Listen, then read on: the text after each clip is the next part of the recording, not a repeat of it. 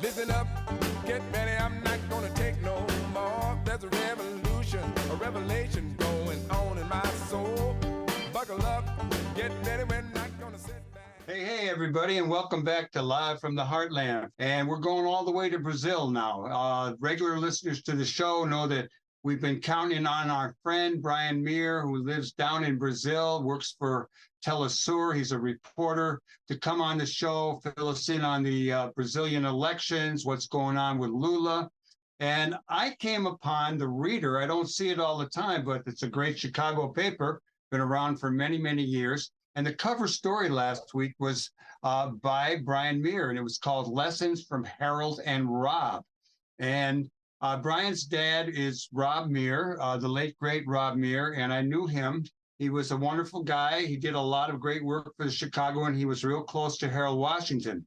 So good morning to you. So tell us a little bit about how this article came to be. I haven't been living in Chicago since 1999, basically, right? But 2 years ago, I spent 2 months back in Chicago for the first time in years in my old neighborhood, which, you know, has changed a lot because of the pro-big real estate policies of the last 30 years of mayors of Chicago, starting with Daley, right? Which didn't just allow gentrification to happen, they artificially accelerated it through massive taxpayer subsidies to cronies in the real estate industry, through using tools like no-bid contracts and things like that. So I was already, I knew this had been going on, but it was just shocking to be in my old neighborhood, which used to be patrolled by the Simon City Royals, and to see now it's being patrolled by very rich people pushing $5,000 baby carriages and walking pedigreed dogs, you know, and with the average house going for $2 million. The house I grew up in, my dad bought it for $30,000 in 1976. But, you know, so I was already thinking about that. I was very happy to see that Brandon Johnson won the election. And I started thinking, well, how can I contribute something to this? And I just thought, well, in my mind, everybody remembers the Harold Washington administration, but it's not true. Like, nobody in Chicago under the age of 50 probably even remembers it. And on top of that, a large swath of the Chicago population, especially on the north side now, isn't from Chicago. They're from the suburbs or from out of town, Michigan, whatever. So maybe it would be useful to write something about like what I remember from my dad's work as Commissioner of Economic Development and then Director of Development for the city of Chicago in the Washington and Sawyer administrations, with the idea of maybe giving some warnings and some remembering some positive things from that government. And I first approached it in these Times. They didn't answer my query, which was annoying because I worked for free there in 1995 for an entire year as an intern, unpaid intern. But I know they're busy, whatever. They get a lot of queries. I'm sure none of the staff there know who I am anymore. But right. I remember that. They not even remember Harold Washington. Yeah, or Weinstein, you know. But I noticed that the new editor of the Chicago Reader is a friend of mine from Lumpen magazine. You know. You worked for Lumpen, right? I like the Lumpen. Yeah. Well, I was one of the main contributors for Lumpen for I don't know 5 or 6 years. There were issues where I contributed 5 or 6 articles under different pseudonyms, just so it didn't look like it was all me, right? Right. And so I got in touch with her on Facebook. If I'd sent an email, obviously, to the Reader, I'm sure it wouldn't have even been answered because they get so many queries. But I messaged her and she's like, yeah, that sounds like a great idea. Do it. It wasn't planned as a cover article, but then when she got it, she was like, oh, we're going to put it on the cover. So I thought that was pretty cool. And that's how it came about, basically. Hey, Rob, how old were you when your dad worked for Harold? You just called me Rob, which is pretty funny. I meant Brian. How old were you, Brian? I know. Rob. But that's what happens when you hook up with your dad's old friends, especially if your dad has passed away. They often treat you as if you're your dad. Just like they're one. And then you treat your dad's old friends like they're your dad. And it's this confusing situation. Okay. But I was a sophomore at Gordon Tech when Washington won the election. You know, 82. I was a sophomore. I was like 15. How long did your dad live? He died in 1995. of Agent Orange-related cancer from his time in Vietnam. Uh-huh. He's not around to say what happened, so I thought I should write the article. You can say whatever you want. Yeah, exactly, So that too. tell us a little bit about the article. What's your thesis, and what are some of the things that our new mayor, who we're liking a lot, ought to learn from your dad's old boss, Harold? Okay, well, first of all, the situation, a lot of things in Chicago have changed dramatically since 1982. In 1982, Chicago had something like 240,000 factory jobs. At that moment, the Reagan administration was treating the massive transformation of the United States from industrial to service economy as if it was this kind of like laissez-faire thing. It was we couldn't get in the way of the invisible hand of the market, and the Washington administration, especially my dad, they took an approach of like, it might even be inevitable, but if we can keep factories open, even for an extra year or two, the economic effects on the city of Chicago are going to be very significant, because the average factory job, industrial job, pays so much more than a service economy job, as everyone knows. Everyone who's seen Roger and me knows that, right? Basically, now we're in a situation where Chicago only has 63,000 manufacturing jobs. However, that's still very important for our economy. It moves billions and billions of dollars every year in the economy, and it's important. So I talked about a few things that the Washington administration did to keep manufacturing jobs in the city, right? And I remember at the time my dad did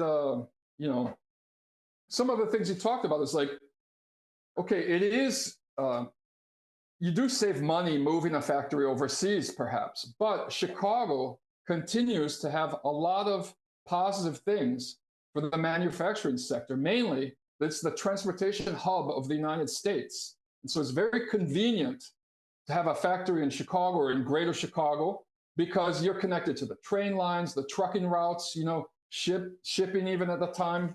And that could be, if you weigh the pros and cons, that could make it more interesting for some manufacturing plants to remain in the city of Chicago. And what they started doing was threatening to sue, and even suing companies that had received low interest loans from the city of Chicago or tax abatements in exchange for promising to expand their production or to stay in the city. And one case of that was the preschool factory on the west side. The preschool factory received a big loan from the city of Chicago with almost zero interest. I think it was 1978, promising to generate 2,200 new jobs. They never did it. And a couple of years later, they announced they were shutting down. So the city of Chicago successfully sued them, negotiating for them to stay open an extra year and provide all kinds of free job placement service for all of the workers it was laying off. And that was a precedent around the United States. It scared a lot of people in big business. The Reagan administration was worried that other cities might start copying that. And it's one of the reasons that every single initiative by the Washington administration, at least as I remember my dad telling me this, was audited by the federal government. And so what I say in the article is like, well, the situation's different now. There's a Democrat in power. It's not the Reagan administration anymore. But I believe that the Johnson administration should still expect increased scrutiny at the federal level based on the way that the DNC is treating progressive Democrats these days. We look at how they stacked the deck against Bernie Sanders in the last presidential elections. We see how they destroyed the candidacy of a progressive in Buffalo recently in that narrow election. So I don't think the Johnson administration should expect a close relationship with the DNC at the national level. Their idea of a good mayor is like Rahm Emanuel, which is a joke, right? An absolute joke. I'm sure that the DNC people were rooting for Vallis. That's who they want. They want someone who will continue ruining Chicago's school system, gutting all of the public schools, privatizing everything, increasing transforming the city into a even worse surveillance police state, in which there's a constant kind of harassment campaign going on against poor youth, in the same way that there was when you were young, working with Rising Up Angry and that kind of stuff that you saw firsthand in the 60s against the Rainbow Coalition and all of these other attempts to unify the youth. That's going on. It's even worse now, right? It's worse. And so we can expect, I wouldn't expect, for example, if I were running Chicago, if I were Brandon Johnson, I wouldn't treat the DNC, and the federal government as friends. I would expect some kind of sabotage coming from them. Well, that's a different, I got to admit, I'm getting kind of soft and don't pay attention to things as detailed as I might. So I kind of end up rooting for Democrats in general. But I think talking to you. Well, they're better. It's better than Republicans, right? Yeah, I'm not saying that like. That's kind of where I'm at. Yeah. I remember when during that time, the White Sox were threatening to pull out of town and move to Florida, I believe. Do you talk about that in your article at all? Because I think your dad was involved in keeping the Sox here. Yeah. Well, what I say in the article is that the Johnson administration should expect to be blackmailed into financing big mega projects, like what happened to at that time, it was already the Sawyer administration. It started during the Washington administration, but the Sawyer administration with like ripping down Comiskey Field and building a new stadium next door. Yeah. I mean, that was not something that was supported by the Washington administration. But if they had let them move out of town, they would have been completely destroyed by the media, right?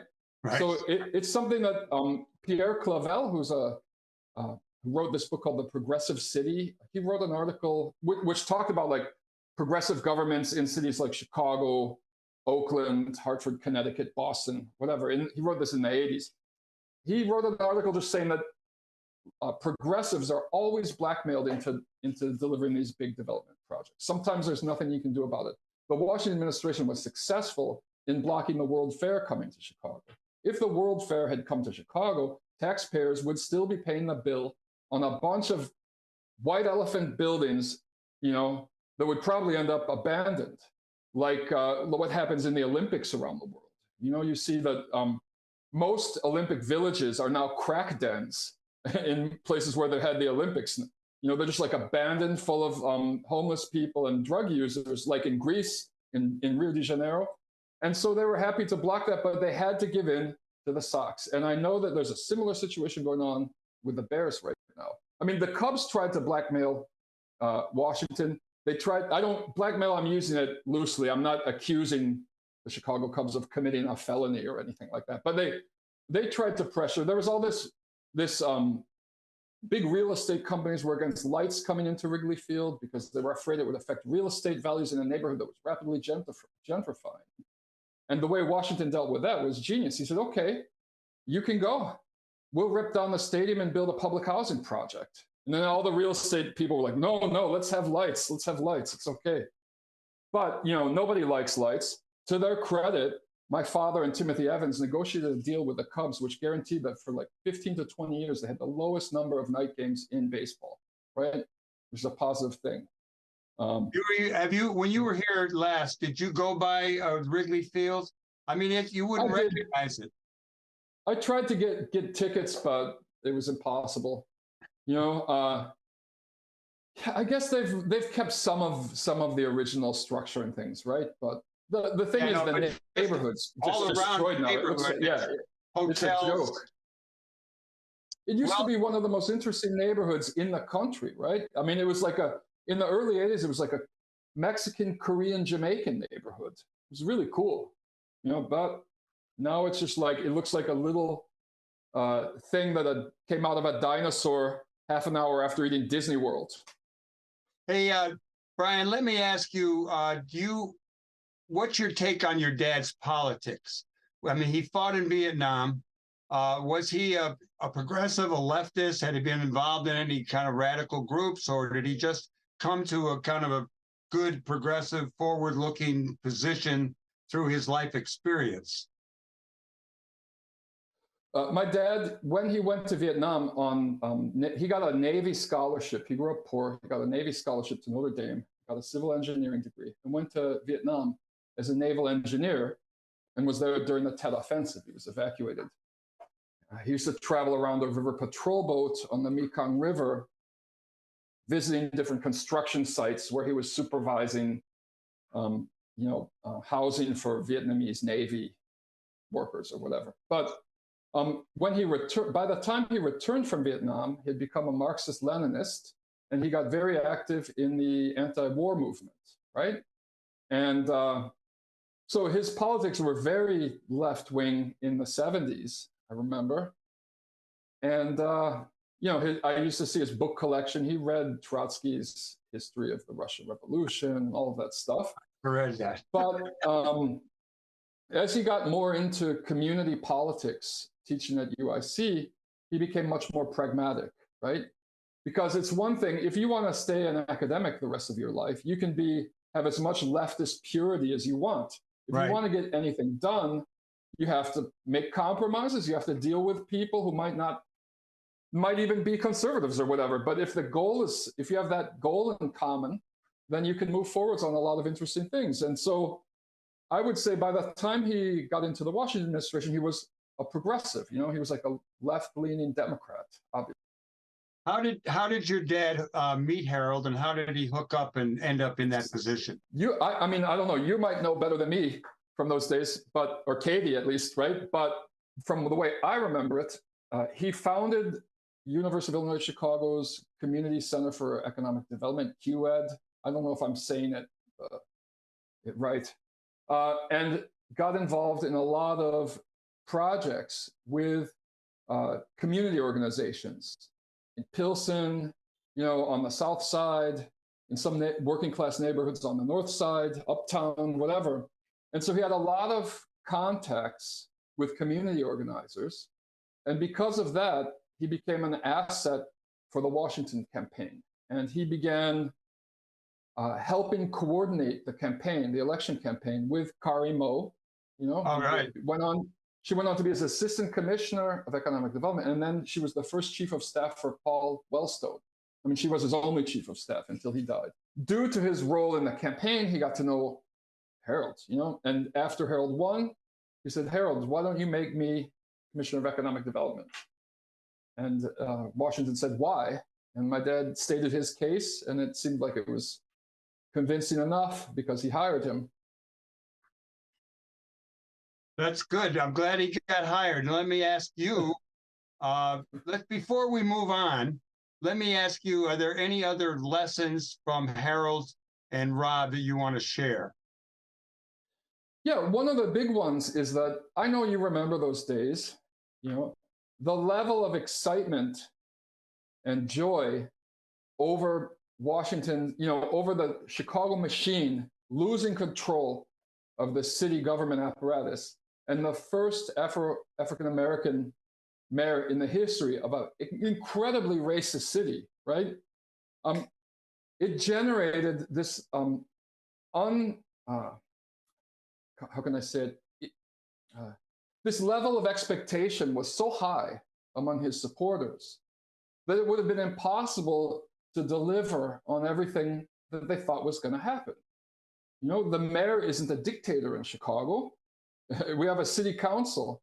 And so it was really important to communicate to voters and supporters and non-voters and non-supporters what they were doing, what they were able to do, what they couldn't do, why they couldn't do this, why they couldn't do that, what they were trying to do, so that there wasn't this huge backlash against them, like happens when a lot of progressives are elected. I mean, there was a huge backlash against Obama, right? I mean, if you look at Obama, I wouldn't consider Obama, I wouldn't put him in the same class as Washington. Obama was more conservative than Washington. He wasn't, but there was such a high level of hope for him when he took office. And the fact is, you can't deliver on a lot of that stuff. The president isn't a dictator.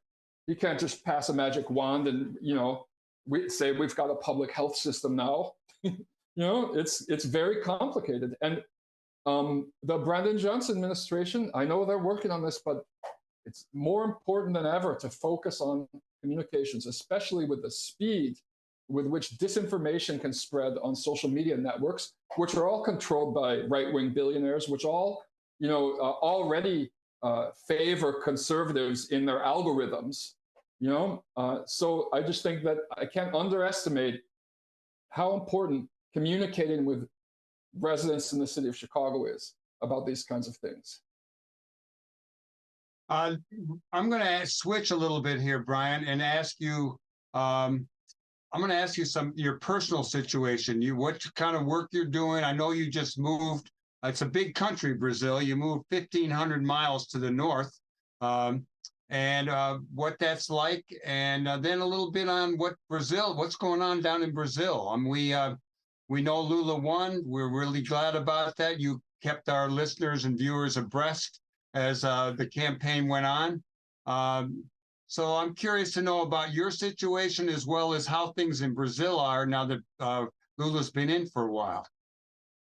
Well, I moved from Sao Paulo, which has a population of about 25 million in its greater area, to Recife, which is a kind of provincial city about the same size as Boston in the northeast of the country, in the poorest, it's the poorest region. It's a region that's famous for, left-wing politics and thinkers like Paulo Freire and things like that, because my wife decided to go back to school. So we're up here. I'm working for Telesur as a reporter. What's happened since Lula took office, as you know, there was an almost copycat of the January 6th Capitol invasion, except it took place a week after Lula took office on January 8th.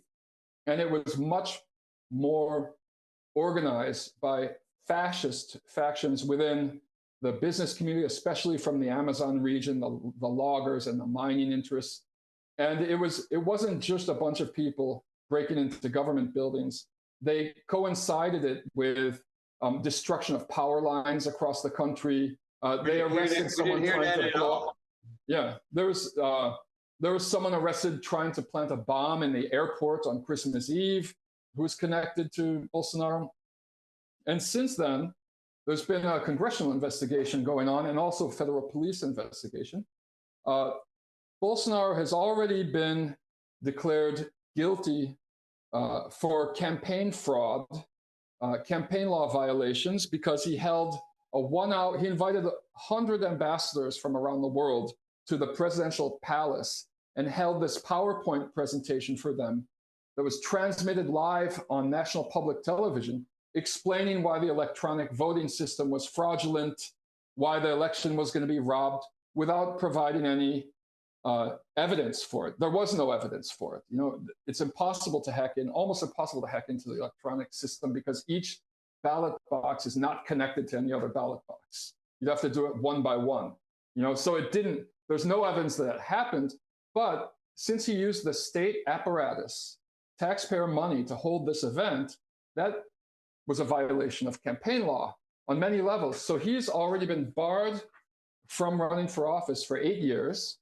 And the criminal case against him is continuing. It was the electoral court that ruled he's ineligible. And now they've arrested his top personal aide. Just today, they arrested the chief of federal police because on election day, in 549 counties across the country, almost all of them places where Lula was leading in the polls by a wide margin, the federal highway police set up roadblocks to block poor people from the countryside to come into the cities and vote. Very similar tactic to what Jeb Bush did in Florida in 2000, when the highway police were stopping Black people, right? And so he's just been arrested over that, the police chief. Bolsonaro's top aide is in jail, they opened up his smartphone and found he had detailed plans on how to enact a coup d'etat. The plan was to create a state of chaos so that Lula would declare a national emergency, and that would temporarily turn control of the country over to the military. And the military would just be like, okay, well, we're going to hold new elections in 6 months or something, right?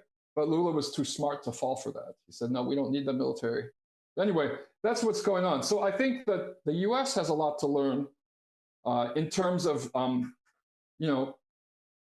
speeding up the cases against Trump, going after. They've also cut off all of the financing for the far right. They've found out who was financing what, who was financing this and that, and they've frozen bank accounts and things like that. They're doing a lot of things that the Democrats could learn from, I think, to prevent Trump from being elected again at this point. Brian, I'd like to ask you a little bit about some of the, the most recent news we're getting here in the States on LULA is that he called together a summit around climate change. And I don't know if you have been following that, but if you could share a little bit about it's basically around the protection of the rainforest in Brazil and I think there are 5 other countries that border on the Amazon. And just this week, there's been a conference going on and some kind of commitment to reducing carbon emissions, et cetera, protecting the rainforest. Can you tell us anything about that? Yes. Jair Bolsonaro, open season, he gutted all of the regulatory agencies and the environmental protection agencies and the indigenous protection agencies, because a large part of the rainforest is indigenous reserves. And there's this massive increase in deforestation to the point where the cloud of smoke from burning Amazon rainforest fire traveled 2,000 miles south to Sao Paulo and turned daytime into nighttime one day when I was there. And since, he opened the Yanomami Reserve for illegal gold mining, and they came in and poisoned all the rivers. They've been committing genocide against the Yanomami people. And since he's taken office, he's made a priority of stopping this from happening. Deforestation has gone down 42% since he's taken office, but there's still huge challenges because of the international supply chain. There's still Americans buying illegally logged wood from the Amazon for furniture and things like that. Cargill Corporation, American corporation, built a giant grain silo port in the middle of virgin rainforest a couple of years ago. When Bolsonaro took office, they doubled the size of another port on the edge of an area where a lot of deforestation is going, because they used that deforested land to grow soy and produce beef, right? So it's a historic agreement that happened today. 8 countries that border on the Amazon agreed to police illegal deforestation and mining together across borders. And Lula is going to make a similar agreement for cooperation with the other 2 big rainforest countries in the world, which are the Congo and Indonesia. And right. So, it's positive, but what really needs to happen is that northern countries like the United States have to start jailing and arresting people who are financing this kind of stuff. This is good to know, and we should start a campaign to jail some of those people. Let me ask you one more question, and that would be, is there anything going on in the South American countries that we should be aware of? I mean, they have a better government and negotiations with guerrillas going on in Colombia. We don't get a lot of news. You have to search for it. Some of the things that you shared about Bolsonaro and Lula are things we never heard on the mainstream news up here. What can you tell us to keep our eyes out for, our hearts open to, about what's going on in South America? Well, there's a coup attempt going on against Gustavo Petro, the democratically elected president of Colombia. And there's probably some U.S. involvement because they're using the same tactics they used to go after Lula of lawfare. There's also an ongoing coup attempt, ongoing pressure campaign against the democratically elected government of Nicaragua. The U.S. is the primary culprit. Ortega was reelected with 70% of the vote in legitimate elections. They have the best women's rights in terms of equity and employment and school and university and things like that in Latin America. They're constantly smeared. Don't believe anything you hear about Nicaragua. No, it's unbelievable to smear. All we heard about was his alignment with the church, and the questions of abortion, and it's been real negative about it, the Nicaragua. It's ridiculous. It's ridiculous. Just remember the 80s. I mean, remember what the U.S. did to Nicaragua in the 80s? They don't want Nicaragua to build an alternative to the Panama Canal, and China's offering to help them do that right now. So there's another coup in the workings, another coup attempt. Brian Mier, you're a great guest. You got a lot of information. You got any parting words you'd like to share with the Live from the Heartland viewers and listeners? Yeah, Michael, I think you have a lot to teach young people about political organizing with unemployed youth and working class youth. And that could be important internationally, because too many people write those people off as a force for positive political change. And your work in that area was really important with Rising Up Angry in the 60s. And, that's some knowledge people need to learn from you about. Well, bringing it all back to the youth, it used to be the youth movement. Now I'm in my 80s, so I'm looking to it. I'm not sure what I'm going to do. But, this started out between an article you wrote, Lessons from Harold and Rob, about your dad working for Harold Washington, and lessons that our new mayor, Brandon Johnson, could learn. One of the things that I saw were the figures of how the young people turned out for Brandon. I mean, That's important, yeah. That was what happened. Exactly. That kind of stuff they're an important demographic. And there's war being waged against them in a lot of big cities. Well, it'll be a challenge. African Americans, yeah. Challenge for how I get more people listening to the show, but we're working on it. I want to thank you once again, and I can't wait till I come down there and visit you. Hopefully I'm not in a wheelchair. I'm still walking, swimming, that kind of thing. And you're great, a lot of information from you, brother, and I greatly appreciate it. Well, you're always welcome down here. Good to know. All right, brother, we'll see you. Keep me posted the next time you want to come on, or I'll contact you either way. You could be a regular on the Live from the Heartland show, as you are. Yeah, well, anytime.